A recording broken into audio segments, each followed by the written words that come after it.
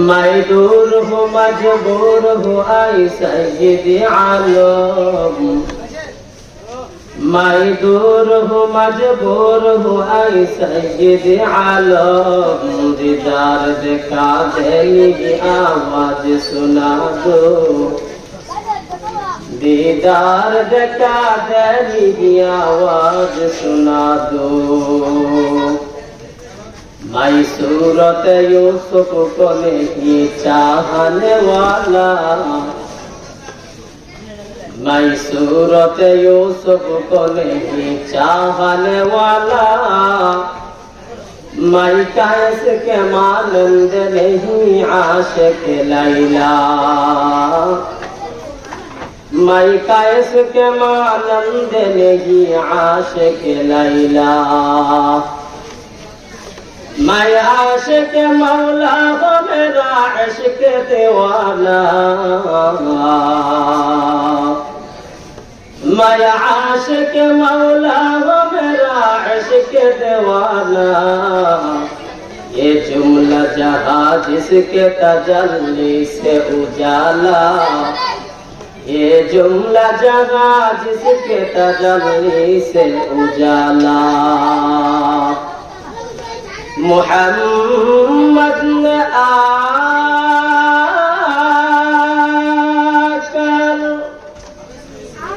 कुफ्र को मिटाया,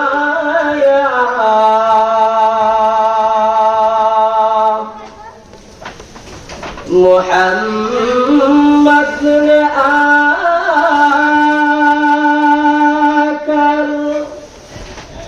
कुफ्र को मिटाया,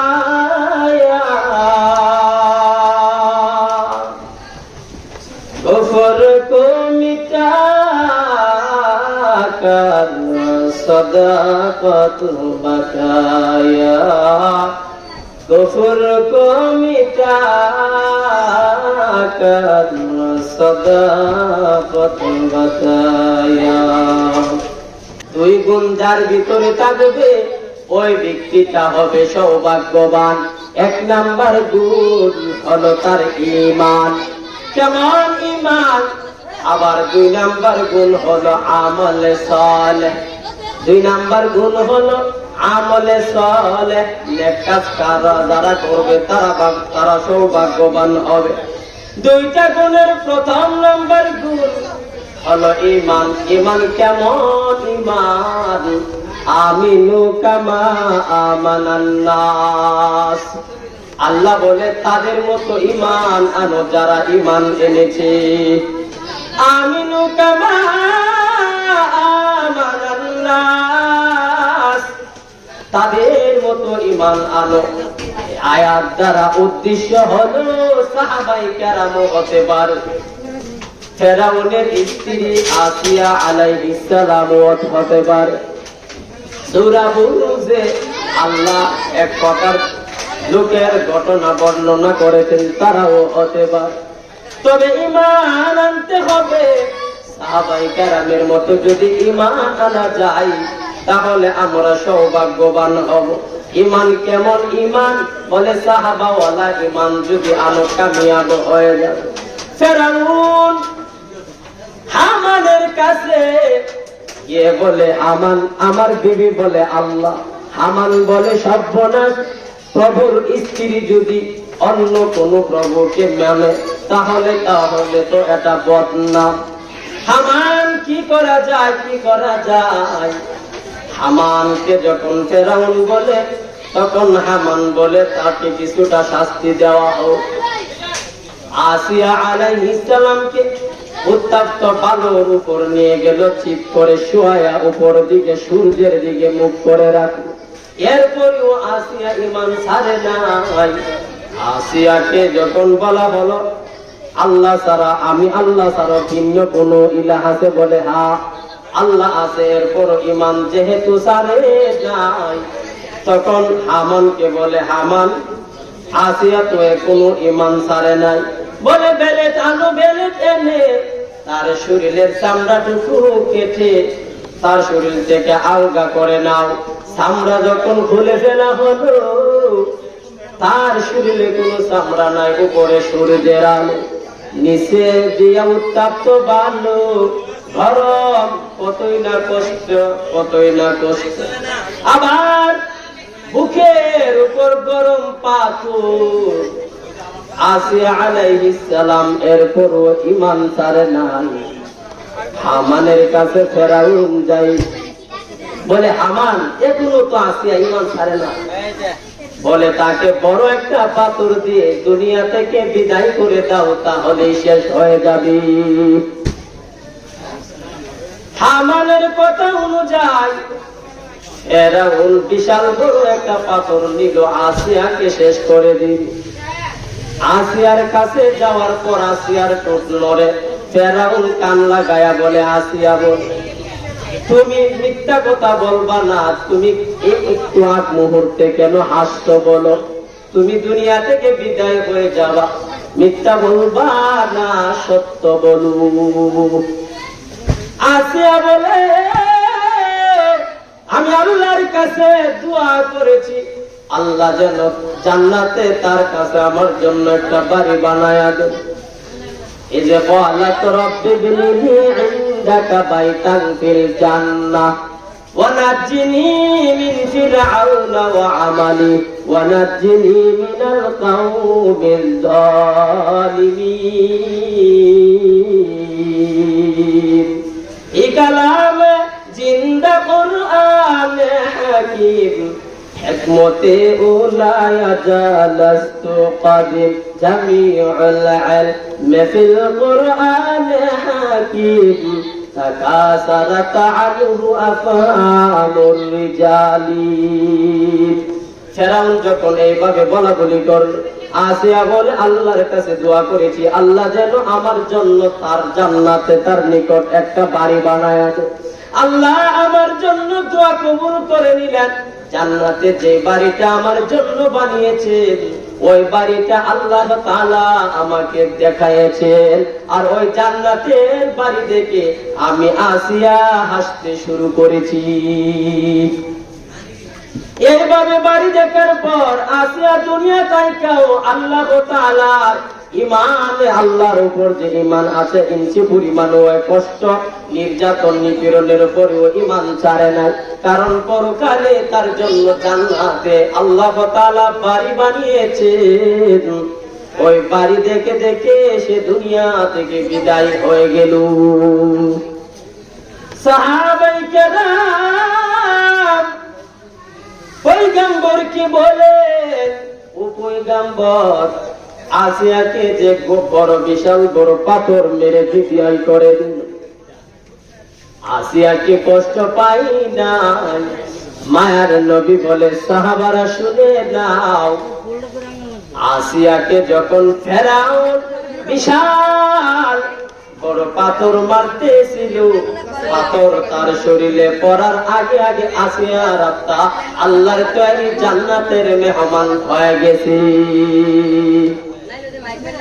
কত কষ্ট করেছেন আসিয়া, এরপরও ঈমান ছাড়ে নাই।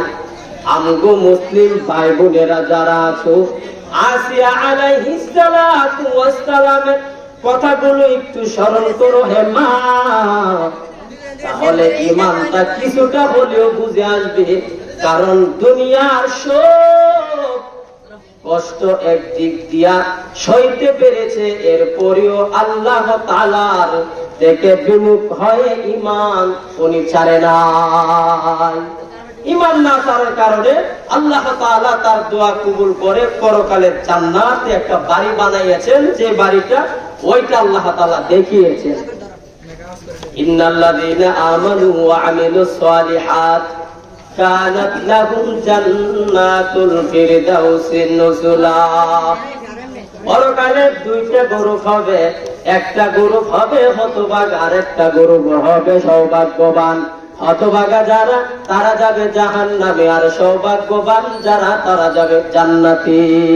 সৌভাগ্যবানের দুইটা গুণ, একটা গুণ হলো ঈমান। ঈমান আবার কেমন ঈমান? সাহাবাওয়ালা ঈমান যদি আনতে পারো, তাহলে তুমি কামিয়াব হইতে পারবা। আল্লাহর নবীর সাহাবা আম্মার সুমাইয়া রাদিয়াল্লাহু তাআলা আনহা রাস্তা দিয়ে হাঁটে, আর এই হাঁটা আবু জেহেল দেখে দুইটা খুঁটি কারা করালো। একটা খুঁটিতে আম্মারকে বাঁধলো, আর একটা খুঁটিতে সুমাইয়াকে বাঁধলো। আম্মারকে বলে, আম্মার বলো ঈমান ছাড়বে কিনা, না হয় তোর সামনে তোর মার উপর আক্রমণ শুরু করে দিব। আম্মার কিছু বলে না। এরপরও আম্মারকে আবু জেহেল বলে, এরে আম্মার বল ঈমান ছাড়বে কিনা, না হয় তোর সামনে তোর মাকে আমরা বিবস্ত্র করে আক্রমণ করব। আম্মার কিছু বলে না। সুমাইয়া বলে, হে সন্তান, এমন সন্তান জন্ম দেই নাই যে সন্তান বেঈমানের সামনে ঈমান ছাড়তে পারে। সুমাইয়া রাদিয়াল্লাহু তাআলা আনহা আম্মারকে বলে, সন্তান সাবধান, বেঈমানের কথায় কিন্তু তুমি ঈমান ছাড়বা না। মা যেমন ঈমানের উপর মজবুত, সন্তানও মজবুত। এরপরেও আম্মার মাথা নিচের দিকে রেখেছেন। সুমাইয়া রাদিয়াল্লাহু তাআলা আনহার উপর আবু জাহেলের বাহিনী যারা আছে লজ্জাস্থানের উপর এলোপাতাড়ি আঘাত শুরু করে দিয়েছে। আম্মার নিচের দিকে তাকায়া বলে, কারণ দুনিয়ার মুখে মা সন্তানের উপর দুর্বল, সন্তানও মার প্রতি দুর্বল। সন্তানের সামনে মাকে আঘাত করবে, সন্তান সহ্য করবে না। আবার মার সামনে কোন কুলাঙ্গার সন্তানকে আক্রমণ করবে, মা হইয়া সেটা বরদাস্ত করতে পারে না। এলোপাতাড়ি ভাবে যখন সুমাইয়ার লজ্জাস্থানের উপর আঘাত শুরু করে দিয়েছে, এই আঘাতের কারণে রক্ত বের হয়ে রাস্তা রঞ্জিত হয়ে গেল। এরপরেও সুমাইয়া ঈমান থেকে ইঞ্চি পরিমাণও হটে না। আমিনু কামা আমানান নাস, ঈমান আনো ওই লোকদের মতো যেমন ভাবে ঈমান এনেছে আসিয়া ফেরাউনের স্ত্রী এবং আম্মার এবং তার মা সুমাইয়া রাদিয়াল্লাহু তাআলা আনহা। এরে আল্লাহর গোলাম, নবীর উম্মত, আমরাও যদি ওই সৌভাগ্যবান হতে চাই তাহলে দুইটা গুণ আমার ভিতরে ঢুকাইতে হবে।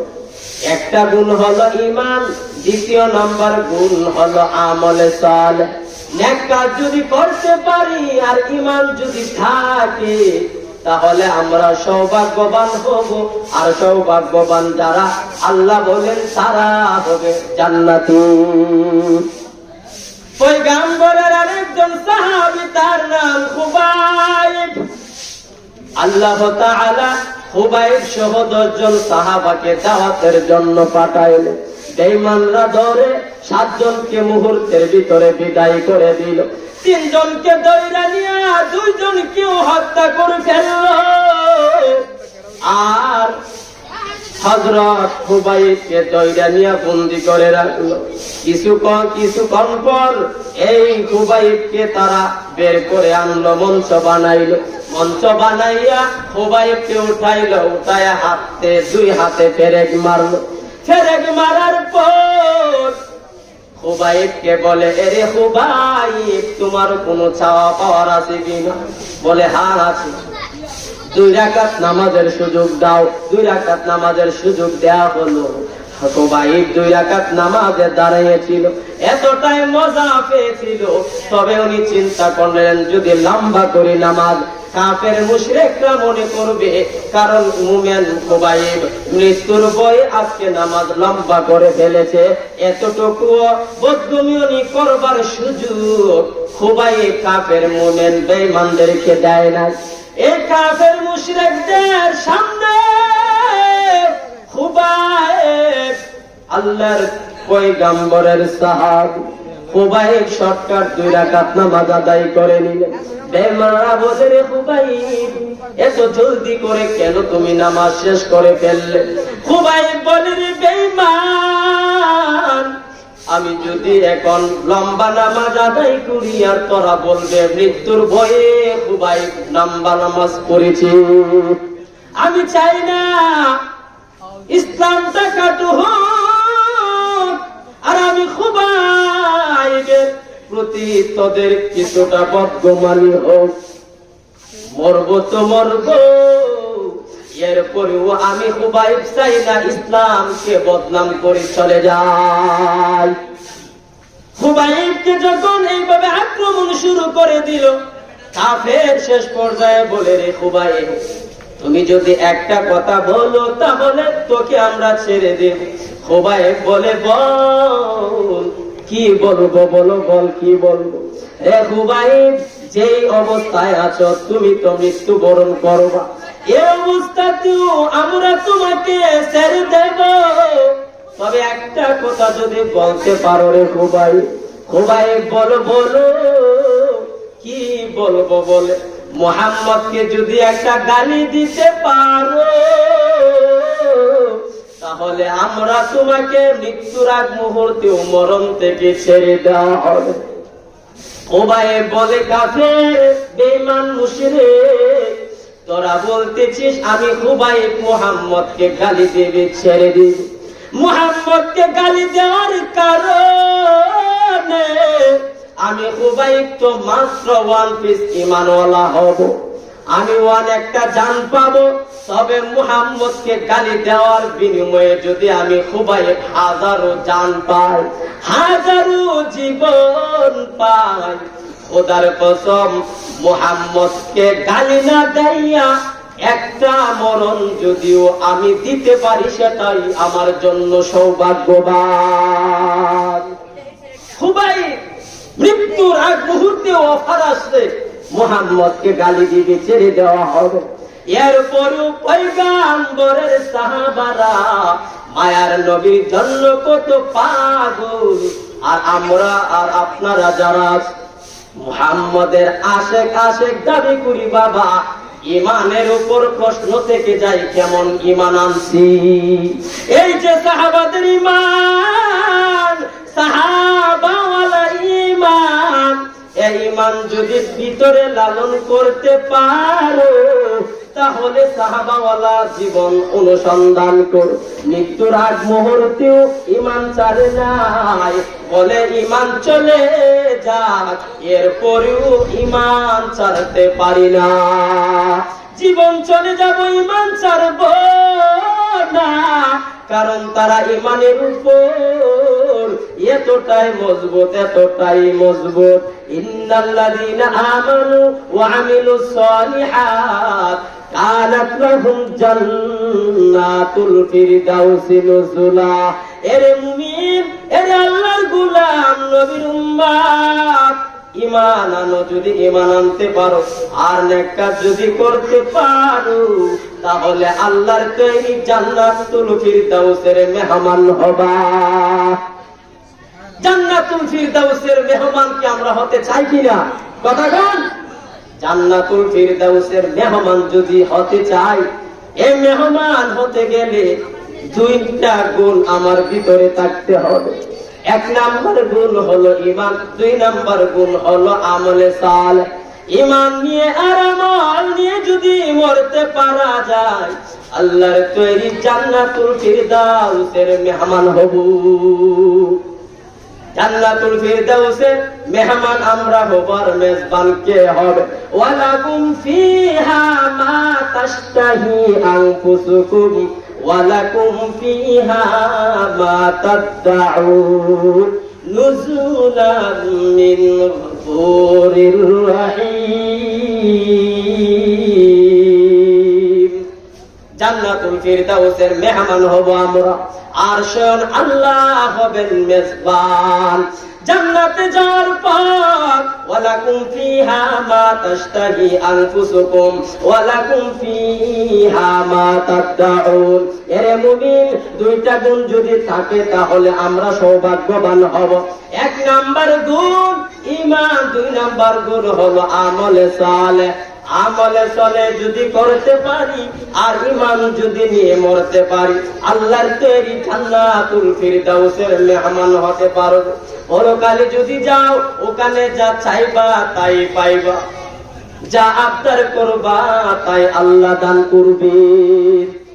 তবে চাইতে হবে আল্লাহর কাছে ঈমানকে মজবুত করো হে মুমিন। এরে মুমিন, ঈমানকে তরতাজা করো। ঈমানকে যদি মজবুত করা যায় তাহলে কামিয়াব হইতে পারো। আল্লাহ কাউকে সন্তান দেয়, আবার কাউকে দেয় না। আল্লাহ কাউকে ছেলে দেয়, কাউকে মেয়ে দেয়। কাউকে ছেলে মেয়ে উভয়টা দেয়, আর কাউকে ছেলে মেয়ে কোনটা দেয় না। এটা আল্লাহ তাআলার ইচ্ছা। তবে আমি আমার সন্তান চাওয়ার জন্য ঈমান ছেড়ে ভিন্ন কোন ওলির দরবারে চাওয়া যাবে না। ভিন্ন কোন ওলির দরবারে গেলে ওইটা হবে শিরক। ঈমানের উপর প্রশ্ন থেকে যাবে। সন্তানের মালিক আল্লাহ, ভালো মন্দের মালিক আল্লাহ, বৃষ্টি দেওয়ার মালিককে জোরে কন, বৃষ্টি থামানোর মালিককে জোরে কন। এই ক্ষমতা খায় আল্লাহ তাআলার। ইন্নাল্লাহা আলা কুল্লি শাইইন কাদির। নিশ্চয় আল্লাহ তাআলা বৃষ্টি দিতে পারে, আবার বৃষ্টি থামাইতে পারে। এটা আল্লাহর ইচ্ছা। আমরা পাবলিকেশন মৃত্যু পর্যন্ত যদি আমরা উচ্চে পড়ে লেগে যাই, বৃষ্টি থামানোর কোনো ক্ষমতা নাই। ঈমানকে মজবুত করতে হবে। ছেলে মেয়ে দেওয়ার একমাত্র আল্লাহ, কোনটাই না দেওয়ার একমাত্র আল্লাহ, আবার সবই দেওয়ার মালিক আল্লাহ। মাজারে গিয়া বলা যাবে না, একমাত্র বলতে হবে আল্লাহর দরবারে। নামাজ 2 রাকাত নামাজে দাঁড়াইয়া নামাজ শেষ করে আল্লাহর কাছে মুনাজাতে বলেন, যা যা দরকার আল্লাহর কাছে বলো। আল্লাহ বলে, বান্দা আমি আল্লাহর কাছে চাইবি, চাইতে দেরি হবে, আমি আল্লাহ তোদের মনের আশা পুরা করতে দেরি করব না। উদউনি আস্তাজিব লাকুম। আল্লাহ বলে, বান্দা তোরা আমাকে ডাক, আমি আল্লাহ তোদের ডাকে সাড়া দিব। हकीकत से तो दुनिया बेखबर है, दुनिया की नुमाइश पर नजर है। नबी गोयाम के आज दुनिया जुदा बागस बाहर कारे के बाशी बा खुदा बास। দুনিয়া দুনিয়া করলে হবে না। দুনিয়া এমন একটা জিনিস যার ভিতরে দুনিয়া ঢুকে যাবে, সে ঈমান নিয়ে চলা বড় কঠিন হয়ে যাবে। দুনিয়ার মহব্বত যদি ঢুকাও, তাহলে দুনিয়া দুনিয়া করতে করতে ঈমানের প্রতি তুমি দুর্বল হয়ে যাবে, নেক কাজ করতে পারবা না। নেক কাজের ভিতরেও বাধা আসবে, সর্বদিকে তোমার বাধা বিঘ্ন হবে। এরে মুমিন, খাঁটি ঈমানওয়ালা যদি হতে চাও, তাহলে ঈমানের উপর যারা মেহনত করে তাদের কাছে তোমরা যাও। তাদের কাছে গিয়ে যদি ঈমানের ব্যাপারে কিছু কথা শুনো, আর ঈমান কেমন ঈমান আনবা, সাহাবাওয়ালা ঈমানের মতো যদি আমরা ঈমান আনতে পারি, এই ঈমান নিয়ে যদি মরি, তাহলে ঈমান আমাদের জন্য আল্লাহর তৈরি জান্নাতে যাওয়াটা আমাদের জন্য সহজ করে দিবি। আর যদি ঈমান লড়বড় হয়, আমরা তো এমন ঈমানওয়ালা ইসলামের বিরুদ্ধে কথা কয়, আর যদি কাদিয়ানীদের বিরুদ্ধে আন্দোলনে নামতে যায়, আন্দোলনে বাধা দেওয়ার ব্যাপারটি আমাদের সমাজে আছে কিনা জোরে কর। কাদিয়ানীদের মুসলিম ঘোষণার জন্য বাড়ি থেকে বের হবে, এর আগে কতই না বাধা হয়ে যায়। বাবা এইভাবে চলবে না, কাদিয়ানীদেরকেও অমুসলিম ঘোষণা করতে হবে, এটা ইমানের দাবি। ইসকন যা আছে এটাও নিষিদ্ধ করতে হবে, এটাও ইমানের দাবি। এই ইমানের দাবিকে যদি উচ্চাঙ্গে রাখতে চাও, তাহলে আমরা যারা আছি প্রাইম মিনিস্টারের কাছে আমরা আবেদন করব। এরপরেও উনি যদি ব্যর্থতা প্রকাশ করে, তাহলে আমরা যারা যে জায়গায় আছি এটাকে প্রতিহত করার জন্য উচ্চে করে লেগে যাব। তাহলে আমাদের ইমান কেমন ইমান? সাহাবাওয়ালা ইমান মরণ দিতে পারে, এরপর ইমান চালতে পারে না। আমরা যদি কাদিয়ানী এবং ইসকনদেরকে দুনিয়া থেকে, এই দুনিয়াতে বাংলাদেশে অমুসলিম ঘোষণা করে এবং ইসকনদেরকে একেবারে তার সংগঠনটাকে নিষিদ্ধ করার দাবিতে যদি আমাদের জীবন যায়, তথাপি শাহাদাতের মরণ হবে। সুবহানাল্লাহ বলেন। ইন্নাল্লাযীনা আমানু ওয়া আমিলুস সালিহাত কানাত লাহুম জান্নাতুল ফিরদাউসি নুজুলা। আল্লাহ তাআলা উপর যদি ঈমান আনা যায়, নেক কাজ করা যায়, তাহলে জান্নাতুল ফিরদাউসের মেহমান হব। জান্নাতুল ফিরদাউস চারটিখানি কথা না রে বাবা। 8টা জান্নাতের মাঝে সর্ব উচ্চাঙ্গের জান্নাত হলো জান্নাতুল ফিরদাউস। জান্নাতুল ফিরদাউসের সাথে 7টা জান্নাতের কালেকশন লাগানো। জান্নাতুল ফিরদাউস যদি কামাই করতে চাও, আল্লাহর কাছে দোয়া করো, জান্নাতুল ফিরদাউস যদি হয়ে যায়, বাকি জান্নাতের মালিক আমরা হয়ে যাব। জান্নাতুল ফিরদাউসে যাইতে চাই কিনা কথা কন? মেহমানদারি যদি হতে চাই, আল্লাহ স্বয়ং হবেন মেজবান। কাজে দুনিয়াতে থাকা অবস্থায় তো জান্নাতুল ফিরদাউস পাওয়া যাবে না, মরতে হবে, এটাই সঠিক। তাহলে দুনিয়াতে কেন আসলাম? দুনিয়াতে আসলাম আল্লাহ তাআলা কেন পাঠাইলেন? কেন পাঠাইলেন? আল্লাহ বলেন, ওয়া মা খালাকুতুল জিন্না ওয়াল ইনসা ইল্লা লিয়াবুদুন। মা খালাকুতুল জিন্না ওয়াল ইনসি বিখা, যদি ইবাদত নিস্তে মাকসুদ আযহা। দুনিয়াতে আল্লাহ আমাদেরকে পাঠিয়েছেন এবং জিনদেরকে পাঠিয়েছেন আল্লাহর ইবাদত করব, আল্লাহর ইবাদত করব।